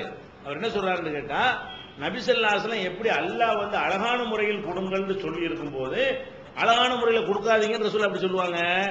அப்ப இந்த அம்மா யாவத்துல சொல்லுதா, மறந்துட்டு சொல்லுதா, உன்னோட ஒண்ணு புரிஞ்சுக்கிட்டு சொல்லுதான்னு எனக்கு விளங்கவில்லை. ஆனா அல்லாஹ்வுடைய கவுல் இருக்கும் பொழுது அதுக்கு மாத்தமா இந்த அம்மா சொன்னா நான் ஏத்துக்கிற மாட்டேங்கிறாரு. அம்மா பலவீனம் கிடையாது, சஹாபி பெண்ணு. அம்மா பலவீனமான அறிவிப்பாளரா? சஹாபாக்கள் அத்தனை பேரும் பலமான அறிவிப்பாளர் தானே. அப்ப இதுக்கு ஒரு அறிவிப்பாளர் தான் இப்ப தேவைப்படுது. இப்ப நமக்கு தான் நிறைய அறிவிப்பாளர் தேவைப்படும். ரசூலுல்லாஹ்வுக்கு அடுத்த தலைமுறைக்கு எத்தனை அறிவிப்பாளர் தான்? ஒரு ஹதீஸுக்கு ஒரு அறிவிப்பாளர் தான். அப்ப அந்த அம்மா என்ன செய்யறாங்க? எனக்கு இப்படி சொன்னாங்கிறாங்கல்ல, சொல்லி இருக்க மாட்டாங்க. வேற ஏதோ பர்சனல் ஏதோ விஷயமா இருக்கு, நீ உன்னோட ஒன்று புரிஞ்சிருப்ப. அல்லாஹ் இப்படி சொல்லி இருக்கும் போது மத்திய பில் மாரூஃபி ஹக்கன் அலல் முத்தகீன், முத்தகீன்களுக்கு இது கட்டாய கடமை. பெண்கள் அப்படி அம்போன்னு விட்டுட்டு போயிடக்கூடாது. டைவர்ஸ் பண்ணினாலும் அவங்களுக்கு என்ன செய்யணும், வாழ்க்கை செலவினம் வந்து கொடுக்க வேண்டும். இப்படி குர்ஆன்ல இருக்கும் பொழுது உனக்கு தர வேண்டாம்னு ரசூலுல்லாஹ் சொன்னாங்கங்கறிய, அது என்ன செய்ய முடியாது, ஏத்துக்கிற முடியாது. எப்படி பதில் சொல்றாங்க அவங்க? அதாவது ஒரு பெண்ணின் சொல்லுக்காக 10ஆம் பக்கத்துல கடைசி வரியிலன்னு பாருங்க, 10ஆம் பக்கத்துல கடைசி வரியில உமர் ரலியல்லாஹு அன்ஹு சொன்னது வருது. எப்படி வருது? ஒரு பெண்ணின் சொல்லுக்காக நாம் அல்லாஹ்வின் வேதத்தையும் நபியின் வழிமுறையையும் கைவிட மாட்டோம். ஃபாத்திமா பின்த் கைஸ் உண்மையிலே நினைவில் வைத்துள்ளாரா அல்லது மறந்து விட்டாரா என்று நமக்கு தெரியவில்லை. 3 தலாக் சொல்லப்பட்ட பெண்ணுக்கு உறைவிடமும் ஜீவனாம்சம் உண்டு. வலிவும் மாண்பும் உடைய அல்லாஹ் பகிரங்கமான வெட்கக்கேடான செயல்களை பெண்கள் செய்தாலே தவிர அவர்களை அவர்களின் வீடுகளிலிருந்து வெளியேற்றாதீர்கள் என்று சொல்லுகிறான். அப்ப புருஷன் வீட்டில இருந்து வெளியேற்றக்கூடாது கொண்டாட்டிய. எப்பதான் வெளியேற்றலாம்? பகிரங்கமான விபச்சாரம், மனக்கண்ண விபச்சாரம் செய்தாலே தவிர வேற எந்த தப்புக்கும் வெளியேற்றாதீங்க என்று சொல்லி டைவர்ஸ் பண்ணப்பட்ட பெண்களுக்கு உறைவிடம் கொடுக்கணும், தங்குமிடம் கொடுக்கணும் அல்லாஹ் சொல்லி இருக்கும் பொழுது நீ எப்படி வந்து இதுக்கு மாத்தமா ரசூலுல்லாஹ் சொல்லியிருப்பாங்கன்னு எப்படி சொல்லுவ? எப்படி நீ வந்து சொல்ற நான் ஏத்துக்கிறேன்? அப்ப ஒரு அறிவிப்பாளர், அப்ப இதான் குர்ஆனுக்கு முரண்படுது. இந்த இடத்துல என்ன முரண்படுது? குர்ஆனுக்கு மாத்தமா ஒரு அறிவிப்பாளர் சொல்றாங்க, ஒரு அறிவிப்பாளர் நேரடியா சம்பந்தப்பட்ட அறிவிப்பாளர் சொல்றாங்க. உமர் எப்படி பாக்குறாங்க? இவர் நம்பகமானவர், இதை ஏத்த அதை மறுக்கிற மாதிரி போயிடும், அதை ஏத்த இதை மறுக்கிற மாதிரி. அவர் பார்வை எப்படி போகுது? ரசூலுல்லாஹ் அப்பதான் ட்ரைனிங் கொடுத்திருக்காங்க அவருக்கு. அவர் என்ன செய்யறாரு? இது எப்படி அல்லாஹ்வுடைய பொம்பளை சொல்லுது, அப்ப சஹாபாக்கள் தப்பா புரிஞ்சுக்கிறாங்கிற அர்த்தம் அடங்கி இருக்கிறது. இன்னும் சொல்ல போனா அடுத்தடுத்த ஆளுக்கு தான் அறிவிப்புல தப்பு செஞ்சிருப்பாங்க அர்த்தம் கிடையாது. முதல் அறிவிப்பாளர் என்ன இருக்கலாம், அந்த மிஸ்டேக் குர்ஆனுக்கு மாத்தமா இருக்கும்போது முதல் அறிவிப்பாளரை மிஸ்டேக்கா புரிஞ்சிருக்கலாம். பொய் சொல்ல மாட்டாங்கன்னு தான் சொல்ல முடியும். சஹாபாக்களை பொறுத்த வரைக்கும் பொய்யா சொல்ல மாட்டாங்க. அந்த அம்மாவுக்கு ஏதோ ஒரு சொந்த காரணத்தினாலேயோ இப்படி கூட நடந்திருக்கலாம், அவனுக்கு தர வேண்டியது இல்லைன்னு சொல்லியிருக்கலாம். அப்படி வசதி உள்ள பெண்ணா இருந்திருக்கு, இவர் ஒண்ணுமில்லாத ஆளா இருந்திருப்பாரு. அது என்ன எத்தனையோ சிறப்பு காரணம் இருக்கும். அப்படி ஏதோ நடந்திருக்கு. ஜெனரலா இதை சட்டம் பார்க்க முடியாது. அது உங்களை யாவும் வச்சு சொல்லுதா வேற என்ன சொல்லுது தெரியல. அவங்கள வந்து நாங்க சந்தேகம்லாம் படல. ஆனா குர்ஆனுக்கு மாத்தோம், இது ஏத்துக்கிற மாட்டோம். அந்த பொம்பளை சொல்ற ஏத்துக்கிற மாட்டோம். காரணம் என்னன்னு கேட்டா குர்ஆனுக்கு எதிராக இருக்குது. அப்ப இந்த மாதிரி இப்ப சொல்லும் போது, இந்த வார்த்தையை சொல்லும் போது தானப்பா எங்களை திட்டுறீங்க, உமரை திட்டுங்க. இந்த வார்த்தையை சொன்னதுக்கு அவர் என்ன சொன்னாரு? ஒரு பெண்ணுடைய சொல்லை கேட்டு, பெண்ணு சொந்த சொல்லையா சொன்னது? அல்லாஹ்வுடைய ரசூலை சம்பந்தப்படுத்தான் சொல்லுது. அந்த பெண்ணு வந்து ரசூல் வாழ்க்கையோட சம்பந்தப்படுத்தான பதில் சொல்லி இருக்குது. பாத்திமா சொன்னாங்க. அப்ப அதை சொல்லும் போது ஓன் சொல்ல கேட்டு அல்லாஹ்வுடைய சொல்ல விட மாட்டோம் என்றால் இதுல என்ன மாதிரி கருத்து கிடைக்கிறது? இப்ப நம்ம என்ன சொல்றோம் அது கிடைக்கிறது. நம்ம என்ன சொல்லிட்டு இருக்கிறோம்? குர்ஆனுக்கு அது நம்பகமாகவே இருந்தாலும், அறிவிப்பாளர் நம்பகமாக இருந்தாலும் அதை வந்து குர்ஆனுக்கு மாத்தம் என்றால் ஏற்றுக்கொள்ளக்கூடாது என்று அவர் சொல்லுகிறாரு. அவர் சொல்வதை யாரும் எதிர்த்தது எப்படி நீங்கள் ரசூலுல்லாஹ் சொன்னாங்கன்னு சொல்லும் போது எப்படி நீங்கள் மறுக்கலாம்னு ஒருத்தர் கேள்வி கேட்கலாம். அப்ப அனைவருடைய கருத்தும் அதுவாக இருக்கிறது. அதுல என்ன இருக்கு? அவர் சொன்ன உடனே அதான் தீர்ப்பு வழங்குறாரு, அதான் சட்டம். அப்ப வந்து அப்ப யாராவது செஞ்சிருக்க அவசியமே இல்லை. சஹாபாக்கள் மாத்தமாவும் செஞ்சிருக்கிறாங்க, குர்ஆனுக்கு மாத்தமாவும் செஞ்சிருப்பாங்க. அதுக்கு நான் ஆதாரத்தை காட்டல, யாராவது சொல்லியிருக்கிறாங்கன்னு கேட்கறதுக்கு தான் இது ஆதாரம் இல்லை. நல்ல விளங்குது. இதை நம்ம எப்பவுமே என்ன செய்யக்கூடாது, இதனால் தான் இந்த கருத்தை எடுத்தோன்னு வரக்கூடாது. உமர் இதை எடுக்காட்டாலும் இதான் சட்டம். நீ எதுக்கு இந்த பதில் நாங்க சொல்றோம் என்றால் யாராவது சொல்லியிருக்கிறாங்களான்னு கேட்டது தான் பதில். உமர் ரலியல்லாஹு வந்து இப்ப ஹதீஸுக்கு மாத்தமாவெல்லாம் சில சட்டங்கள்லாம் சொல்லியிருப்பாரு, அதை சொல்லி நம்ம விமர்சிக்கவும் செய்வோம். முத்தலாக்கு கிடையாதுன்னு அவர் சொல்லுவோம், முத்தலாக்கு உண்டுன்னு சொல்லுவார். அவர் ஒரே நேரத்தில் 3 தலாக்கு என்பது 3 தலாக்கு தான் என்று சட்டமாக்குவார். அது ரசூலுல்லாஹ் சொல்றது மாத்தம் தான். அப்ப நம்ம விமர்சிக்கவும் செய்வோம். அதனால உமர் சொன்னது இப்ப ஆதாரம் கிடையாது. இப்ப இதுல எதுக்கு நம்ம சொல்லி காட்டுறோம்? உமர் சொன்னது ஆதாரம் கிடையாது. யாராவது சொன்னாங்களான்னு கேட்கிறாங்களே எதிர்கேள்வி, அதுக்கு தான் பதில். யாராவது சொன்னாங்களா சொல்லி இருக்கிறாங்க. உமர்ல அனுப்பி எங்களை சொல்ற அதே விமர்சனத்தை யாருக்கு சொல்லு? இதே தானே சொல்றாரு. அல்லாஹ்வுடைய சொல்ல வந்து யாருக்கு சொல்லுங்க நான் விட மாட்டோம் அப்படின்னு சொன்னாரு. அப்ப அதுல இருந்து என்ன விளக்கு நம்ம சொல்றது? அப்படி அந்த உணர்வு பிரதிபலிக்கிறார். அடுத்து வந்து இது உமர் ரலியல்லாஹு சம்பந்தப்பட்டது. அதே மாதிரி ஆயிஷா நாயகி அவங்க என்ன செய்யறாங்கன்னு கேட்டா, ஒரு இடத்துல இது 12ஆம் பக்கத்தில் உள்ள செய்தி, ஒரு மையத்துக்கு போறாங்க. அங்க வந்து அழுதுட்டு இருக்கிறாங்க. ஆளுக்கெல்லாம் மையத்தை வீட்டுல அழுது தானே செய்வாங்க. ஒரு இறப்பு வீட்டுக்கு போனா என்ன செய்வாங்க? அந்த குடும்பத்தார் வந்து அழுதுகிட்டு இருப்பாங்க. அழுதுகிட்டு இருக்கும் பொழுது அதாவது அப்ப என்ன செய்யறான்னு கேட்டா, ஒரு சஹாபி அருவி உமரலில்லானுடைய சம்பவத்தெல்லாம் அது நடக்குன்னு நினைக்கிறேன். ஆமா. அப்ப என்ன சொல்றாங்கன்னு கேட்டா, ஒருத்தர் வந்து அழுதாரையானால் மையத்து வேதனை செய்யப்படுகிறது. ஒரு ஆள் மையத்துக்கு முன்னாடி அழுதா வேதனை எதுக்கு? மையத்துக்கு என்று அவங்க சொல்றாங்க. அப்ப இந்த செய்தி ஆயிஷா நாயகிட்ட வந்து தெரிவிக்கப்படுகிறது. ரசூலுல்லாஹ் சொன்னதா தான் சொல்றாங்க. அது எப்படி சொல்றாங்க? ஒரு ஜனாசாவுக்கு பக்கத்தில் உட்கார்ந்து நம்ம அழுதுமையானால் ஜனாசாவுக்கு வேதனை செய்யப்படுகிறது. அழுகுறது நம்ம, வேதனை எதுக்கு? ஜனாசாவுக்கு என்று ரசூலுல்லாஹ் சொன்னதா சொல்றாங்க. இஸ்லாத்தை குர்ஆன் மற்றும் ஹதீஸ் வாயிலாக அறிந்திட அழகிய இணையதளமான onlinepj.com என்ற இணையதளத்திலிருந்து எடுக்கப்பட்ட இஸ்லாம், அரசியல் மற்றும் சமூக கேள்விகளுக்கான பதில்களின் ஒரு தொகுப்பு. கொள்கை விளக்கம், தொழுகை, நோன்பு, ஜக்காத், ஹஜ், அரசியல் மற்றும் பொதுவான பதில்கள் உள்ளிட்ட சுமார் 300 கேள்விகளுக்கான பதில்கள் அடங்கிய இந்த புத்தகத்தின் விலை ரூபாய் 150 மட்டுமே. தமிழ்நாடு தௌஹீத் ஜமாத்தின் புதிய வெளியீடு, மாதம் ஒரு பிரசுரம், கட்டுரைகளின் தொகுப்பு, விலை ரூபாய் 120 மட்டும். கிடைக்கும் இடம் TNTJ வீடியோ விஷன், எண் 30, அரண்மனைக்காரன் தெரு, மண்ணடி, சென்னை 1. செல் 9500168989. TNTJ வீடியோ விஷனின் புதிய வெளியீடு. சகோதரர் பிஜே அவர்கள் உரையாற்றிய குர்ஆன் ஹதீஸை ஆய்வு செய்து பின்பற்றுவோம் 2 DVD ரூபாய் 60 மட்டுமே. மன அழுத்தத்திற்கான தீர்வு, மன உறுதி, உறுதியான நம்பிக்கை, குழப்பம் ஏற்படும் போது இவை அனைத்தும் ஒரே டிவிடியில் விலை ரூபாய் 30 மட்டுமே. மனித குலத்திற்கு இஸ்லாம் வழங்கிய நன்மைகள் 4 டிவிடிகளாக விலை ரூபாய் 120 மட்டுமே. கூரியர் செலவு தனி. ஒப்பந்தங்களும் வாக்குறுதிகளும் 10 வார ஜும்மா வரையின் தொகுப்பு ஒரு டிவிடியாக விலை ரூபாய் 30 மட்டுமே. கூரியர் செலவு தனி. மற்றும் 1000க்கும் மேற்பட்ட தலைப்புகள். கிடைக்கும் இடம் TNTJ வீடியோ விஷன், நம்பர் 30, அரண்மனைக்காரன் தெரு, மண்ணடி, சென்னை 1. இதை வந்து கவனிக்காம நம்பிட்டு போனா அது தவறு இல்லை, கவனத்துக்கு கொண்டு வராம. இப்ப கவனத்துக்கு ஆயிஷா நாயிட்ட கொண்டு வரப்பட்டவங்க அவங்க என்ன கேட்கறாங்கன்னா, அது எப்படிங்க? அது இவன் அழுது அதையே தண்டிக்கணும், அதுக்கு என்ன தெரியும்? உசுரோட உள்ளவனை தண்டிச்சாலும் அர்த்தம் இருக்கு. ஏன்டா நீ பாத்துக்கிட்டு இருந்தேன்னு கேட்கலாம். ஒரு ஆளுக்கு முன்னாடி ஒரு தப்பு நடக்குது, அவர் மோனவை பார்த்துட்டு இருக்கிறாரு. அப்ப என்ன செய்யலாம்? அவரையும் தண்டிக்கலாம், இவரையும் தண்டிக்கலாம். ஏன்? நீ உனக்கு உசுறு இருந்துச்சுல, நீ ஏன் பார்த்துட்டு தடுக்காம இருந்தேன்டாவது கேட்கலாம். அவர் போனோம், அவன் அழுவுதுன்னு அது தெரியாது, அவருக்கு அதில் உடன்பாடும் கிடையாது.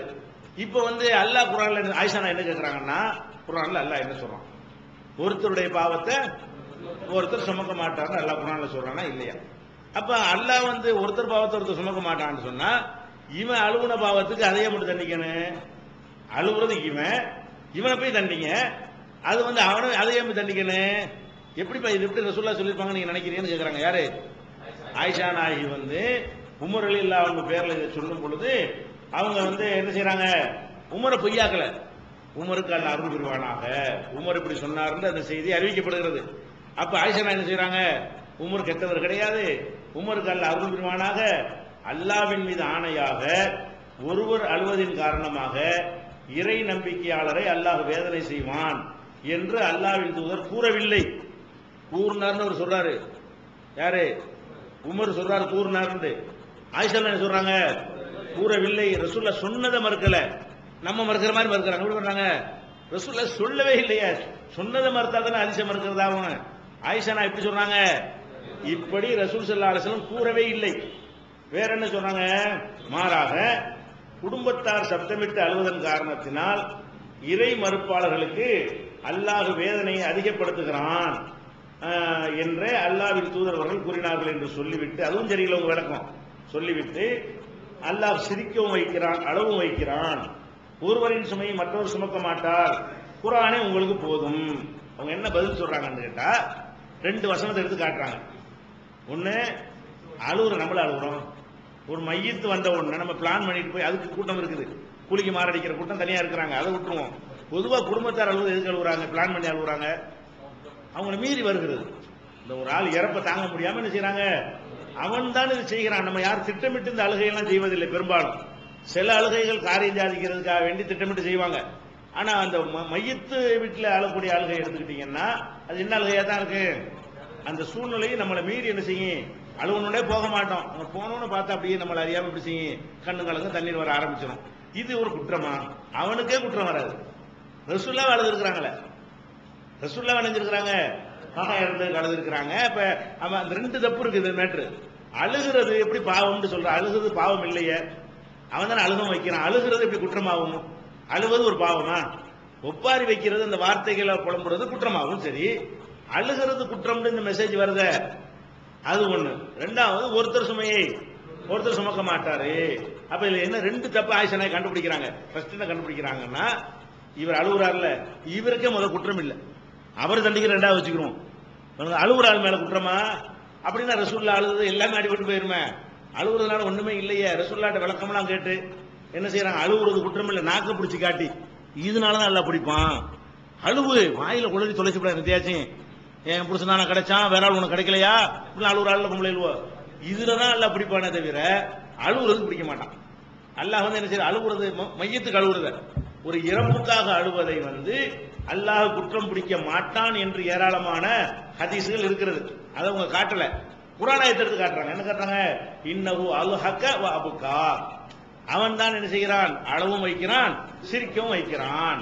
அப்ப நம்ம பிளான் இல்லாமல் நம்ம அழவோ சிரிக்கவோ செய்தோமையானால் அது எதுல வராது? குற்றத்தில் வராது. நம்ம பிளான் பண்ணி திட்டமிட்டு செஞ்சாதான் இதுல வரும், குற்றத்துல வரும். அப்ப இவரை முதல்ல பாவமே இல்லாத ஒரு காரியத்தை பாவம் சொல்லப்படுகிறது. ஒரு மையத்து வீட்டுல போய் அழுகுறது பாவமே கிடையாது. இப்ப நம்மளே போய் எத்தனை சொந்தக்காரங்களா தான் நம்ம என்ன செய்யறோம்? போய் அழத்தான் செய்கிறோம். 3 நாளைக்கு கூட அழக்கூடாது இருக்கு, அவ்வளவுதான். அடுத்த நாள் போய் கூட அழுகலாம். முதல் நாள் விட்டு என்ன செய்யலாம்? 2வது நாள் அழுகலாம், 3வது நாள் அழுகலாம், 4வது நாளைக்கு தான் செய்யக்கூடாது, அழுவக்கூடாது. அப்ப அழுகுறது தப்புங்கிறதே இந்த ஹதீஸ் தவறா இருக்கிறது. அதே மாதிரி ஒரு அவரு தப்புன்னு வச்சுக்கிறோம், அதுக்கு இவரே தண்டிக்கணும். 2வது தப்பு. முதல்ல அழுகுறது தப்புன்னு வருது ஃபர்ஸ்ட், அந்த அடிப்படையில் போயிடுச்சு. ஒரு பேச்சுக்கு வச்சுக்கிறோம், மையத்து வீட்டில் அழுகுறது தப்பு, அப்ப ஏன் இவரை தண்டிக்கணும்? அவரில் தண்டிக்கணும். அப்ப ஆயிஷா நாயுடைய கான்செப்ட் என்னன்னு கேட்டா, அழுகுறதுனால இவரும் தண்டிக்கப்பட மாட்டார், அவரும் தண்டிக்கப்பட மாட்டார். ஆயிஷா நாய் சொல்ல வர கருத்து என்னது? இவன் அழுகுறதுனால இவனுக்கு தண்டனை இல்ல, அவனுக்கு இந்த மையத்துக்கும் தண்டனை இல்லை. அது எதனால மறுக்கிறாங்க? இதை மறுத்துட்டு ஹஸ்புக்முல் குர்ஆன்ங்கறாங்க. குர்ஆன் போதும், அது நம்பி ஏமாந்து போயிடாதீங்க. ஹஸ்புக்முல் குர்ஆன், குர்ஆன் போதும்னா அது ஹதீஸ் மறுக்கிறன்னு அர்த்தம் கிடையாது. குர்ஆனுக்கு விளக்கமா இல்லாட்டி மறுப்புல, அதனால போதுங்கிறாங்க. குர்ஆன் போதும் என்றால் குர்ஆனுடைய விளக்கமும் அதுல அடங்கி இருக்கிறது. ஹதீஸ் டோட்டலா மறுக்கிறது இதை சொல்லக்கூடாது. குர்ஆனுக்கு மாத்தம் இல்லாத ஹதீஸ்கள் ஆயிஷா நாயகி நிறைய அறிவிச்சிருக்கிறாங்களே, அதனால இதுக்கு என்ன அர்த்தம்? குர்ஆன் போதும் என்றால் குர்ஆனுக்கு மாற்றமானது நமக்கு வேண்டாம் அப்படின்னு அர்த்தம். இந்த அறிவிப்பாளர் எப்படி அறிவிப்பாளர்? இந்த ஹதீஸ் அறிவித்தவர் யாரு? உமர். சாதாரண அறிவிப்பாளரா? அந்த உம்மத்திலே 2வது இடத்துல உள்ளவர். இந்த உம்மத்திலேயே அவ்வளவு நம்பிக்கையான ஒரு ஆள் வழியாக இதை சொல்லப்படுகிறது. அவங்க என்ன செய்யறாங்க? உமருக்கு அல்லாஹ் ரஹ்மத் செய்யணும், என்னத்தை வேதனையில கத்தியால குத்தப்பட்ட வேதனையெல்லாம் சொல்றாரு அவரு. அப்ப இந்த வேதனையில சொல்லும் போது முன்ன பின்ன ஏதாவது யாபத்துல சொல்லியிருக்கலாம், அவர் புரிந்து கொள்ளாமல் சொல்லியிருக்கலாம். ரசூல்லா சொன்னது அவர் நிலை அந்த மாதிரி இருந்துச்சுல, கத்தியால் குத்தப்பட்டிருக்கும் பொழுது தனக்காக அழக்கூடாதுங்கிறாரு, தனக்காக அழக்கூடாதுன்னு சொல்லிட்டு மூத்தா போயிட்டாரு. அப்ப மரண வேதனை துடித்துக் கொண்டிருக்கும் பொழுது நம்ம என்ன சொல்றோம் நமக்கே தெரியாது. என்னமோ ஒரு யாபத்துல பிசகி போய் இருந்திருக்கலாம், உமர்ல சொல்லி இருக்கலாம். அதனால அவங்க என்ன செய்யறாங்கன்னா, அல்லாஹ் உமருக்கு ரஹ்மத் செய்யட்டும், அவர் பொய் சொன்னார் நான் சொல்ல வரலன்னு அர்த்தம். பொய் சொன்னார்னு சொல்ல வரல, அல்லாஹ் அவருக்கு ரஹ்மத் செய்யட்டும், அவர் நல்ல அடியாரு என்று சொல்லிவிட்டு ஆனா ஏத்துக்கிற மாட்டேங்கிறாங்க. இப்ப நம்ம சொன்ன சஹாபாக்களை திட்டுறோங்கிறோம். இதே மாதிரி நம்ம சொன்னா நம்மளே தான் சொல்றோம், ஹதீஸை ஏத்துக்கிற மாட்டோம், இது ஹதீஸ் இல்ல, இது ரசூலுல்லாஹ் சொல்லலங்கிறோம். சஹாபாக்களை திட்டுறாங்க, சஹாபிலாம் பொய்யா, சஹாபாக்களை இட்டு கட்டிட்டாங்களா, அப்படி பிளேட்டை மாத்துறாங்க. அப்ப இதே மாதிரி மாத்துறது இதுக்கையும் மாத்தப்ப ஆயிஷா நாயகி என்ன பண்ணிட்டாங்க? உமரை பொய்யராக்கி விட்டார்கள். வேற மாதிரி சொன்னதையும் சொல்றாங்க, இப்படி சொல்லல வேற மாதிரி சொன்னாங்க. அப்படி சொன்னா அது இல்லாட்டா கூட நம்ம எது மட்டும் நமக்கு போதும், குர்ஆனோட மோதுதுங்கிற கான்செப்டை எடுத்துக்கிறங்க. ஆயிஷா நாயகி சொன்னது என்னன்னு கேட்டா, ஒருவர் அழுவதின் காரணமாக இறை நம்பிக்கையாளரை அல்லாஹ் வேதனை செய்வான் என அல்லாஹ்வின் தூதர் கூறவில்லை. மாறாக குடும்பத்தார் சத்தமிட்டு அழுவதின் காரணத்தினால் இறை மறுப்பாளர்களுக்கு அல்லாஹ் வேதனை அதிகப்படுத்துகிறான் அப்படின்னு சொன்னாங்கன்னு வருது. இது குர்ஆனுக்கு மாத்தம் ஆயிஷா நாயகி சொன்னது. நம்ம எதுக்கு மட்டும் இதை எடுத்துக்கிறோம்? குர்ஆனுக்கு மாத்தமா இருப்பதை மறுத்திருக்கிறார்கள் என்பதற்கு எடுத்துக்கிறோம். அப்ப அதிகப்படுத்துறது தப்பு தானே? அதாவது ஆயிஷா நாயகியுடைய வாதம் ஆயிஷா நாயகிக்கு எதிராக இருக்குது, அது ஒரு விஷயம். அவங்களுக்கு புரியல குர்ஆனுக்கு மாத்தமா இருக்கிறது. அவங்க சொல்லக்கூடியது இல்ல, நம்மள குர்ஆனுக்கு மாத்தமா வாதம் வைக்கணும்னு அவங்களுக்கு விளங்கல. அவங்க என்ன சொல்றாங்க? உமர் ரலியல்லாஹு நியாயப்படுத்துறதுக்காக சொல்றாங்க, ஒருவர் அழுதாரையானால் இவன் இறை நம்பிக்கையாளர் இல்லை என்று சொன்னால் அவருடைய வேதனை இதனால அதிகரிக்கும்ங்கிறாங்க. அதுவும் கூடாதுல்ல, இவன் அழுது அங்கேயும் அதிகரிக்கணுங்கிறான். ஏன் அதிகணும்? அழுகுறதுக்கு அதிகரிக்கணும். இறை மறுப்பாளருக்கு அதிகரிக்கலாம், அவன் செயலுக்கு தான் அதிகரிக்கணும். இறை மறுப்பாளராக இருக்கட்டுமே, இறை மறுப்பாளருக்கு அவன் செஞ்ச செயலுக்காக வேண்டி அதிகரிக்கலாம். அவன்கிட்ட நான் போய் அழுதவன அதுக்காண்டி அவனை ஏன் தண்டிக்கணும்? அதுவும் தப்பு தானே. அழுது வேதனை ஆகிட்டு வந்துடலாம். இப்ப இல்ல இறை மறுப்பாளர் அவங்க என்ன சொல்றாங்க, ஆயிஷா என்ன சொல்றாங்கன்னா, இது காபீர் சம்பந்தப்பட்ட மேட்ரு. அவங்க அந்த எதுக்கு இதை சொல்றாங்கன்னு கேட்டா, உமரையும் பொய்யாக்கிற கூடாது. அவங்க என்ன ஐடியா, குர்ஆனுக்கு மாத்தமா இருக்கிறது. அப்ப உமரும் பொய்யரா இல்லாததுக்கு என்ன விளக்கம் கொடுப்பேன், அவங்க விளக்கத்தை சேர்க்கறாங்க. இது மூமினுக்கு சொன்னது கிடையாது, இறை நம்பிக்கையாளர் எல்லாம் வேதனை எல்லாம் செய்ய மாட்டான். இறை மறுப்பாளருக்கு முன்னாடி போய் அழுதம்னு சொன்னா அவனுக்கு வேதனை அதிகரிக்கப்படுதுன்னு சொல்றாங்க. அது அவங்களுடைய கருத்து. ஆனா அவங்க சொல்ற கருத்துக்கு மாத்தமா தான் வசனத்தை வைக்கிறாங்க. வசனம் எப்படி வைக்கிறாங்க, ஒருத்தர் சுமையை ஒருத்தர் சுமக்க மாட்டார்னா யாருடைய சுமையை என்ன செய்ய முடியாது, யாரும் சுமக்க மாட்டார். அப்ப ஆயிஷா நாயுடைய கருத்தை அவங்க வாதத்தை வச்சு நம்ம ரெண்டாவது உடைக்கிறோம், அது ஒரு விஷயம். ஆனா ஆயிஷா நாய் எதனால அதை மறுத்தாங்கன்னு சொல்ல வர்றேன், யாராவது சொல்லி இருக்கிறாங்களா என்பதற்கு தான் இதை வைக்கிறமே தவிர, ஆயிஷா நாயுடைய வாதத்திலும் பிழை இருக்கிறது. அந்த வாதத்தை அவங்க ஆயுதத்தை பிடிங்கி அவங்களே என்ன செய்யற மாதிரி அடிக்கிற மாதிரி இருக்கு. அவங்க என்ன வாதம் வைக்கிறாங்க, ஒரு காஃபிருக்கு முன்னாடி போய் அழுதால் அவனுக்கு என்ன செய்யல, அதுவும் இதுக்கு மாத்தம் தான். அவங்க எடுத்து வச்சு அந்த வசனத்துக்கு என்னது, இது எந்த வேகத்தோட எந்த உணர்வோட அந்த வாதத்தை வைக்கிறார்களோ அதுக்கு மாற்றமா தான் யார் பேசுறா, ஆயிஷா நாய் பேசுறாங்க. அது ஒரு தனி விஷயம். நம்ம எதுக்கு மட்டும் சொல்றோம்னா, அவங்க உள்ளத்துல என்ன கருத்து இருந்தது, இது குர்ஆனுக்கு மாத்தம் இல்லைன்னு அவங்க நினைச்சிருக்காங்க, அது ஒரு விஷயம். இப்படி சொல்வது குர்ஆனுக்கு மாத்தம் இல்லைன்னு அவங்க நினைச்சிருப்பாங்க.